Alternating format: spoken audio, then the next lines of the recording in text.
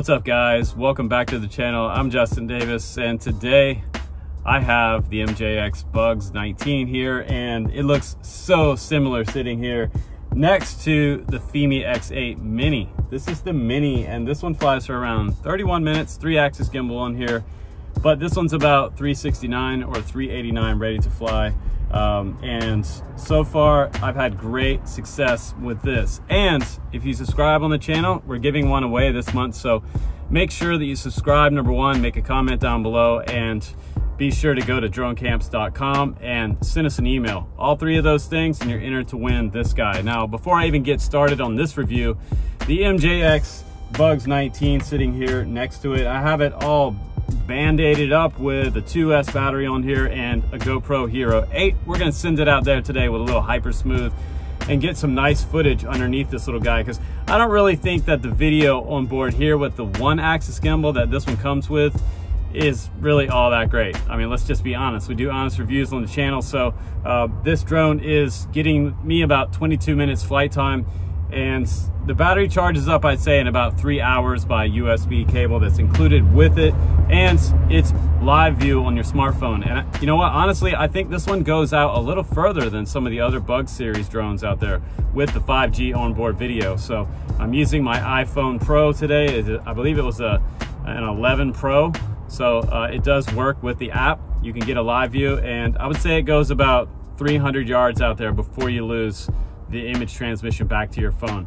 One of the things I always recommend is, guys, like, learn how to fly at line of sight, because when you lose video on this guy, the only other option you have is to push return to home on the transmitter. So then it'll use the GPS function and come back to home. So a couple mistakes in today's video. I just kind of set it up with this rope on board. I didn't have any sticky tape to put this camera on the bottom. I mean, I literally tied this camera to the bottom with some like paracord. Yeah, and a band-aid on top to hold the battery. Unfortunately, it was over top of the GPS, and when we went to fail-safe return to home, it flew off and crashed in the field. So I'm going to show you the footage that I did get in this review, and got some pretty decent footage. I'll show you the drone footage, and I'll show you the Hero 8 footage on board here. So if you have the money, buy this one instead, or the Bug 16. The better choice here. This one is the cheaper choice, 70 bucks cheaper. If you can save up an extra 70 bucks, get the Bug 16 all day compared to the 19. But I'll put all the links down below, and it benefits my family as always if you guys want to hop on that link and purchase one. So that really helps me keep the Drone Camps channel going, you guys. So let's go ahead outside now and let's fire up the Bugs 19 and have a little fun my way, the Drone Camps way. Here we go. Okay, guys, for this review, we're gonna have some fun. We have onboard video in the background, we have the Hero 8 up in the top right, and we have the app view down at the bottom right. Just give you guys some different perspectives here. I wanted to take it one step further for this review of the Bugs 19, and let's go ahead and send it out there. It is fun to add an extra camera on just about any drone you're flying out there. If you want to do that, you can. Need a little bit of ingenuity. You can pretty much do just about anything with these type of drones. Now, the Hero 8 is looking really nice. This is 16:9 format and shooting in 4K downsampled, but it also has hyper smooth on board, so it almost looks like a regular type of drone. It's really nice. Now, the onboard video, to me, it looks okay. It is a little, I mean, I would say this is even a little better than a toy drone, but the Bug 16 Pro for me just smashes the 19, because look at the footage from the 16 Pro. I mean, this almost looks as good as something like the DJI Mavic Mini, and it is quite a bit cheaper. So $70 difference for this drone versus the 19.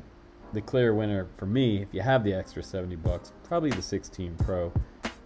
I really like the way the video looked on the 16 Pro.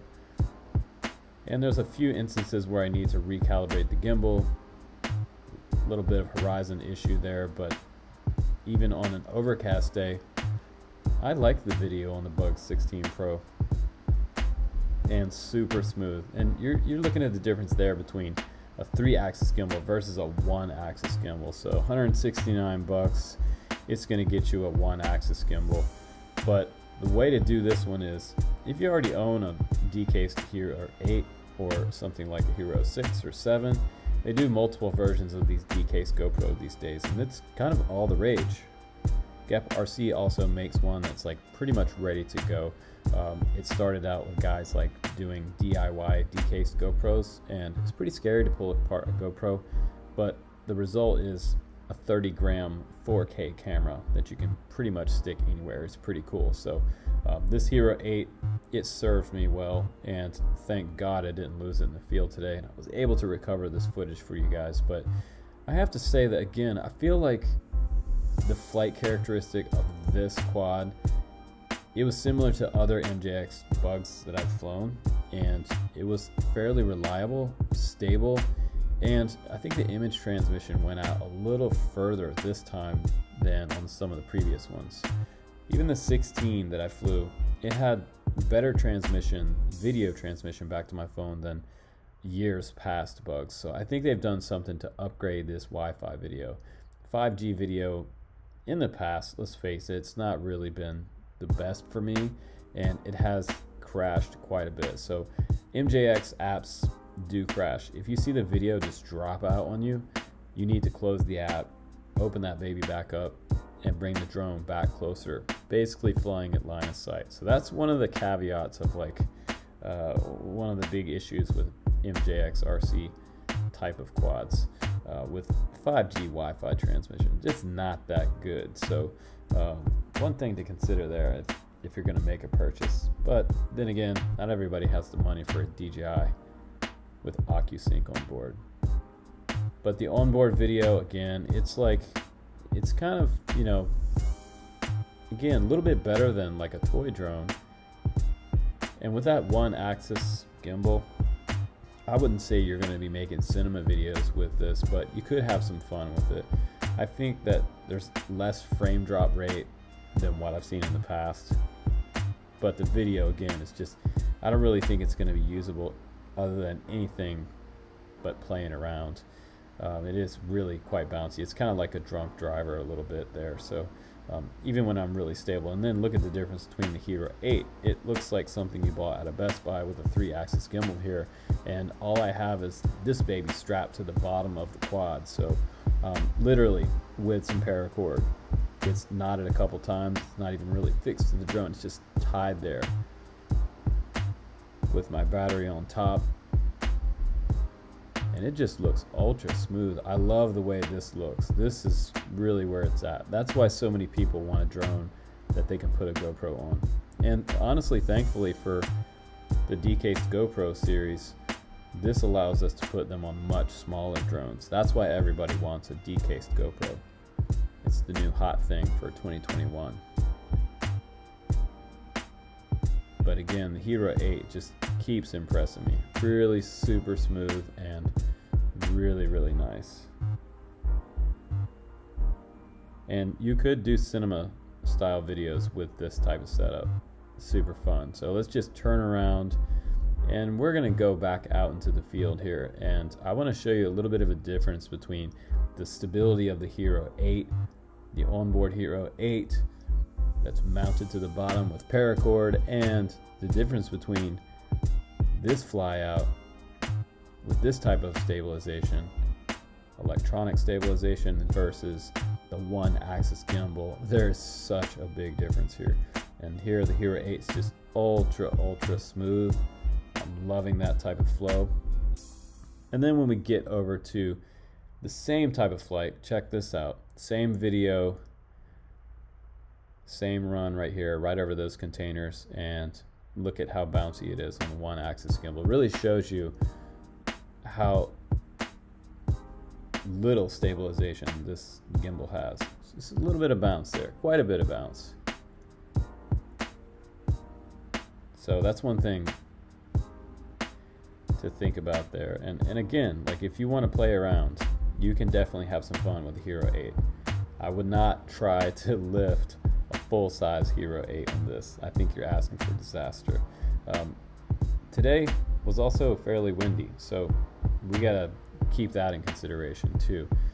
Now, coming up here in a second, what happened was I didn't calibrate the compass, which is a huge beginner mistake, and then I hit return home, and the axis for the triangulation for the home point was off, so the drone took off a different direction, and if you hold down the lock button on the transmitter for like more than 5 seconds, the drone will drop to the ground and it'll kill the motors for you. So right here you can see the onboard video. She's in return to home right now, but she's like, hey, I'm going back to mainland China, I'm out of here. And I had to drop it in the weeds, guys, and that was it. All right, guys, I found the drone, and fortunately for me, I got my Hero 8 back, which is awesome. So this is a pretty big field. There might be about 1,500 rattlesnakes out here. There are rattlesnakes in Oregon, and thankfully I haven't found one yet, but I was able to find this drone. There wasn't a beeper on it, which is not good.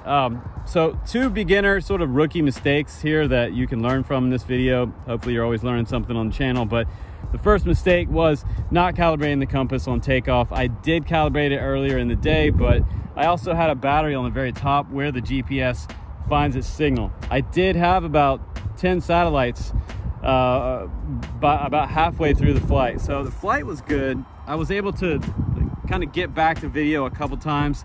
If you fly it out past like a couple hundred yards, it does lose signal back to the app. So you have to close the app, reopen the app, and start over. But once you fly the drone back over to you, within about 100 feet, the video comes back. So that's one thing to know about this particular drone.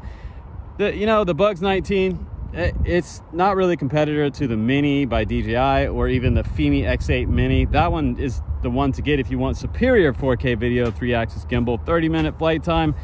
This one does around 22 minutes with the battery that's included with it. But if you want to level up your video, absolutely stick a camera on there, but make sure you don't put the battery right above the GPS right there, and you should be good to go. So showing you guys all the raw stuff here today, and hopefully you learned something. I'm gonna head back to the van because it's scorching hot out here. But thanks again for watching, guys. Don't forget to join up on the giveaway for this month. I'm giving away a Fimi X8 Mini right here on the channel. So comment on this video, subscribe, and send us an email on our website, dronecamps.com.